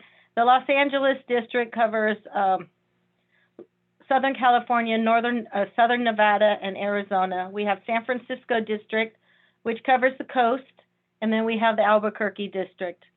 We have 1,100 employees. We have 16 construction offices, 3 mega projects. We operate and maintain 17 dams, and our customers include 19 Army and 9 Air Forces throughout mainly those 3 states. We also work with 90 federally recognized tribes and 46 members of Congress. Next slide, please. This is the first one. This is our civil works boundaries. Our civil works follows the watershed, and so that is why, main reason why we flow into the other states is the watershed. So if you're interested in civil works in California, we have feasibility studies, planning, we do construction, floodplain management. We have a lot of stuff in Lake Tahoe, Nevada, and Utah, and Colorado. Next slide, please. This is, are we on the supplemental page? I just want to make sure I'm on the right page. Yes, we are. Okay. So again, I had said where we had received $2 billion.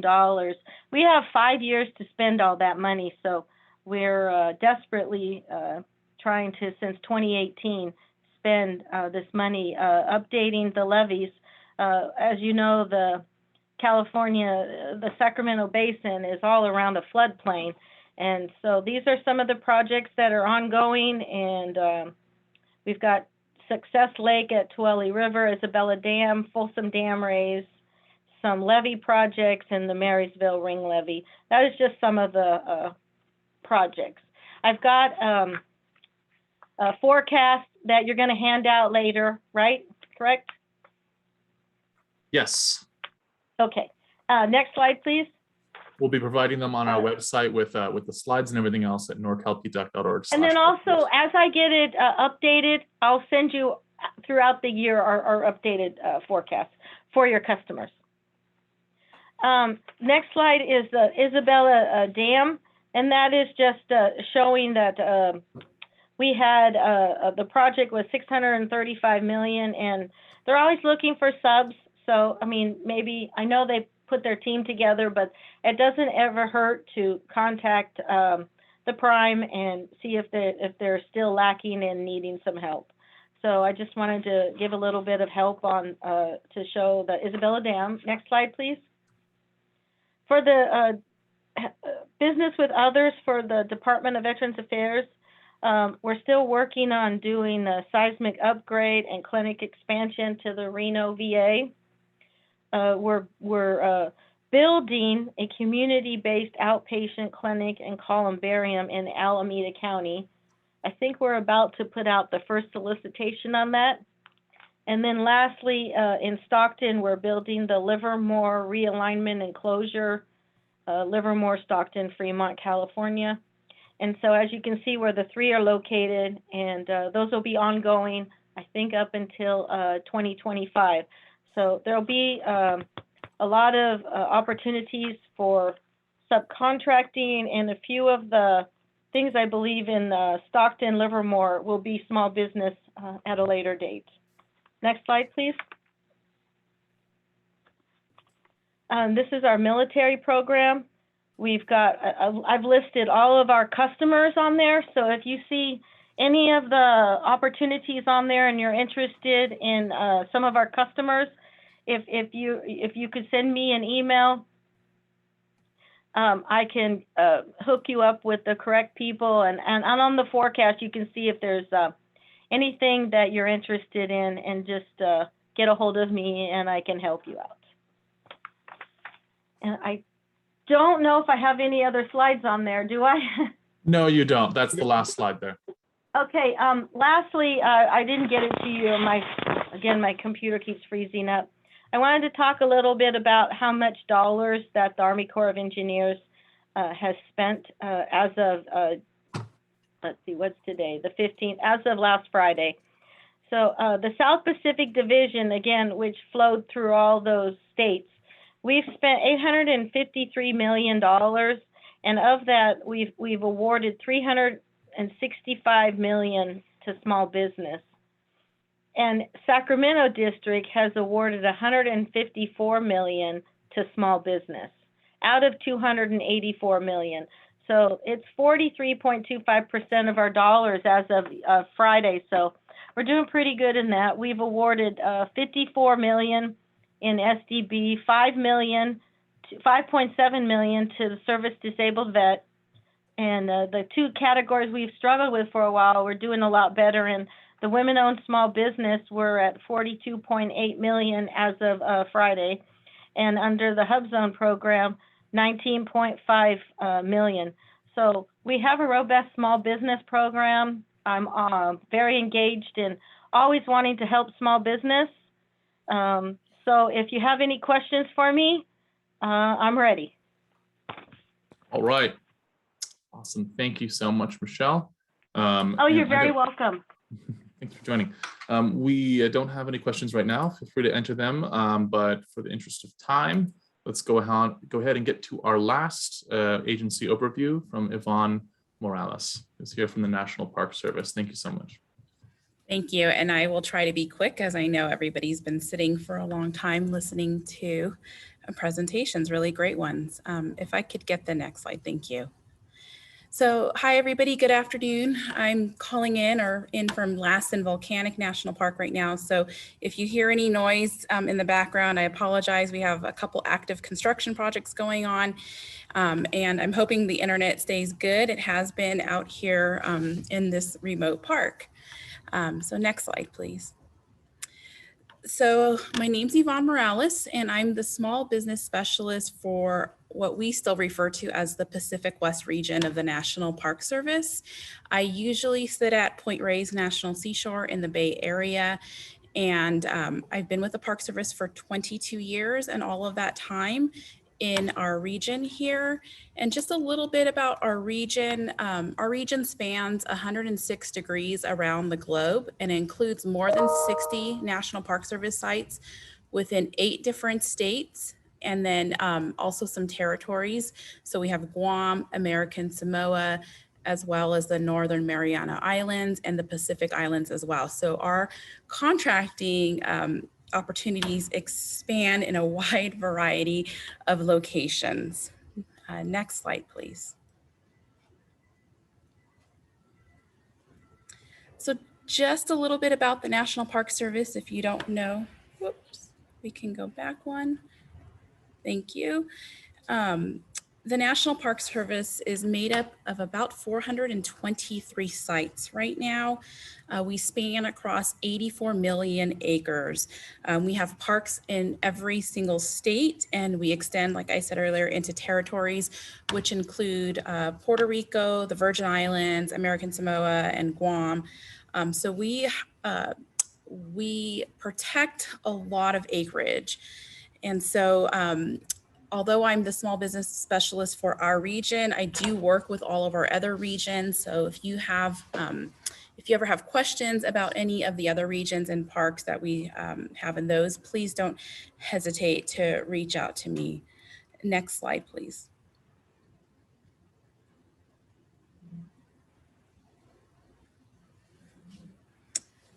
This is the area that I was going to spend a little bit more time in, just kind of what our most common procurements are, at least in our region. And this is pretty similar in other regions as well. We do a lot of construction. And so that's kind of one of our biggest contracting areas, wastewater systems, lots of roofing, painting, HVAC systems, road stripping, road work, potable water systems, lots of rehabilitation, especially of historic structures, historic culverts, things like that, demolition and remediation. So we have a lot of contracts right now. You might be aware in our region, we've had a lot of fires on public lands and in particular in National Park Service lands. So we're doing some new construction this year, as well as doing a lot of hazmat work and cleaning up of what has occurred in our parks over the last few years. In terms of services, we do water testing, archaeological monitoring. We have vessels, so boats that we maintain, so lots of vessel maintenance. Vehicle outfitting, so our law enforcement and fire vehicles or upfitting, if what they might call that. Lots of hazard tree removal, huge amount in portable toilet rentals and servicing. I think we spend a lot of time in that area. Equipment maintenance and repairs. We are seeing a lot more activity in our fire alarm and alarm monitoring services right now. So lots of RFQs going out for that. Some janitorial, some security guard stuff, and then also some biological monitoring. And that's just a snippet of what we do in services. And then supplies, we buy a lot of propane, a lot of aggregate, concrete, UTVs, ATVs, heavy equipment we spend a lot of dollars in. Fencing material, lumber, fuel. We buy actual boats. Sometimes we buy helicopters and planes. We've bought dogs and horses to support our programs. We buy huge engines for boats, fire engines, and prefabricated buildings. And again, this is just a snippet of what we do. And I thought I would just let you know in terms of dollars in our region only what we spent in fiscal year 20 in some of these areas. So in construction, we spent a little over $64 million in our region. In services, we spent a little over $32 million in our region. And in supplies, we spent over $143 million in our region. And then we also procure not archaeological, but A&E services, architect and engineering services. We spent about $11.5 million in that area. And then we also do financial assistance, which is different, but we spend about $27 million there. So that's where our money is flowing, at least in fiscal year 20. And this year it's looking to be similar. One of the things that I wanted to let you all know is that last fiscal year, the Great American Outdoors Act came into play for us. And so that act gives up to $1.9 billion, I think mostly for Department of Interior agencies for deferred maintenance type projects. So this is the first year that we are implementing that act. And so you're going to see, if it's not out already, on sam.gov, contracting opportunities for that. There will be lots of subcontracting opportunities under that act as well. And then this act goes for 5 years, so up to $1.9 billion every year for 5 years. So I would say next year and the out years, there will be a lot of opportunity to help in at least our national parks with deferred maintenance. So please keep that in mind. Please check sam.gov. And then in terms of our forecasting, we're the same as Kristen. We post everything on GSA. We're getting ready to get that uploaded here in the next couple months of our next fiscal year's forecasting opportunities. And we are really taking our time and really trying to plan for fiscal year 22. So we really want to make sure that we're going to be posting out everything that we think that we're going to have. So it's eating a lot of our time, but it's a really good thing for us to know for planning purposes. And we're really going to be looking at our acquisition strategies and making our plans. The other thing that we're trying to get better about is doing industry days in parks, at least in our region. So we just did one a couple months ago in Death Valley, and I know it's COVID time, so we take precautions and there's an RSVP system, but that really worked out well to invite industry out to a park to discuss a particular project or something that we were thinking about. So we're planning on doing more of those, and we post those special notices on sam.gov as well. So always keep checking back to that place because that's where we're posting all of these opportunities. And then I wanted to talk just a little bit about what are some of the big things we do in parks every year. So I mentioned it a few minutes ago, rehabbing of historic structures. We do a lot of construction. We're spending a lot of time and money in upgrading our utilities. We have some utilities that were put in place with 1920s construction or into the 30s and 40s. So it's really interesting as we start peeling away some of that old construction and what we're finding. And I'm in Lassen right now, and yesterday with one of these construction projects, they just found a bunch of really old Park Service signs from the 40s. So that was pretty cool. We have different divisions in the Park Service, and every division has different needs. So we support natural resources and cultural resources and their procurement needs, law enforcement needs, facility management, and that encompasses roads, trails, buildings, and utilities. Interpretation, so opportunities for contracting there would be like exhibit design and fabrication type work. Maybe we need to have translation services done for brochures or any types of pamphlets that we might be creating. We look for sometimes graphic artists to help with things like that. And then fire. So we, like I mentioned a little bit ago, we are dealing with a lot of fires now on our public lands.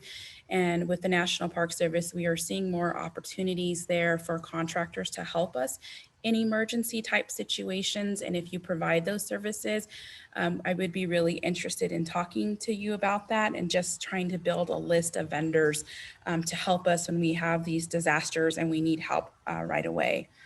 A lot of people already mentioned some things that I just won't get into, but what I would say is where I find that we get a lot of questions during the solicitation phase is In particular, if you're responding to a solicitation, please pay attention to section L and M. Those are instructions on how to submit what we need, and it tells you exactly how we're going to evaluate you, and really make sure that you respond correctly and appropriately and don't miss anything. Really, really important. I can't emphasize that enough. The other thing that I wanted to just talk about really quickly is our parks. Some are located in urban areas, but the majority are located in very, very remote areas where there's not hotels around, there's not stores around. So if you're doing projects in some of these parks, just keep that in mind. It's not everybody's cup of tea. And so you really want to make sure that you are able and capable to work in extremely remote areas. Next slide, please. So here are our small business goals for this fiscal year, and I won't get too much into it. A fun fact about this picture, it's from Death Valley, and if you're a Star Wars fan, Star Wars in the 70s, some of it was filmed in Death Valley. But our region currently is exceeding all of our goals, and we're really doing a great job with that. We pay attention to our goals. We work with the Small Business Administration. We work with all of our vendors and contractors. So if you're ever interested in having a discussion on our goals, please let me know, and I'd be more than willing to have those chats with you. Next slide, please. So everybody's mentioned this, and I thought, here's my contact information. The best way to get a hold of me is by email. But everybody's been asking about capability statements, and those are really important. At least in my world, I am able to send those out to like our facilities chiefs or the different kind of divisions, like I told you about, like where those services or commodities or construction needs would be. We use those a lot, and it really does help us. So if you could send those to me, that would be great. Next slide, please. These are just some of our upcoming Department of Interior outreach events, and you'll get this in the slide pack, so I won't go too much into that. Next slide, please. And then I just wanted to post a few of our upcoming acquisitions that are available on sam.gov, but you can see here, again, a lot of construction is what we're doing right now. And we do post a lot of our stuff on sam.gov, even the really small dollars. Again, we're working with remote areas, so we post, you know, the 5,000 services, you know, the 15,000 stuff. We're posting a lot of things to sam.gov, so that's where I encourage you to constantly check. That's all I have. If there's any questions for me, I'd be happy to take those. All right, thanks, Yvonne. And just a note, we are about 2 minutes from the end, so we're not going to have a full Q&A session. If you have any questions, wait until you get the slides, which will probably be tomorrow morning. And then it'll have the contact information and a lot of clickable links in here. And if you still don't have your question answered, please go ahead and email us or reach out to one of the panelists that you've heard today. All right, we do have a question here. Yvonne, does the NPS have an interest in green, biodegradable, multi-agent drone systems? Good question. I don't know what that is, but I would be, if you would email me more information, I'd be happy to answer that for you. It sounds cool though. I don't know what it is, but yeah. All right. Does anyone have any other questions either for Yvonne or for the general panel here? I will maybe just go over a couple of our upcoming events. What I'll do is I'll drop a survey in the chat. This survey, oops, sorry, there we go. Getting it mixed around. I got two computers going on. The link I just dropped in the chat is a feedback survey. If you'd like to let us know what you thought of today's event, feel free to click on that. Norcal PTAC is putting on webinars all the time. This is the fourth webinar in a 4-part series on preparing for the Matchmaker. So for those of you who are wondering, what's this Matchmaker thing? It's the biggest event of the year going on this Tuesday. Not too late to sign up as a supplier or as a vendor, etc., or as a buyer, etc. And it's totally free. It's a Matchmaker event, and we encourage you to sign up quickly so you can get one-on-one meetings with industry buyers from agencies, large prime contractors, utilities, you name it. We've also got market research utilizing dynamic small business search tools. So some of you were asking about the Dsbs today. That is absolutely something that we'll cover in quite a bit of detail on August 3rd. And then we've got 2 estimating and bidding webinars with Ed Duarte, first on the basics, and then on best practices. That's August 10th and 12th. All of our webinars are free. You can go and find them on our website there. Any questions? I didn't see any other questions pop in. So I think after 2 hours, maybe we're eager to get on with our day. But I want to thank all the attendees for joining. Hope to see you at future webinars, and a huge thanks to our panelists. We really appreciate the opportunity to share the wisdom that you guys offer, and we just appreciate these sorts of partnerships. So let's look forward to future events. Thank you very much, James. Appreciate it. All right. Have a good rest of your day. Bye-bye. Thank you, everybody. Thank you, everyone. Take care. Bye-bye. Thank you.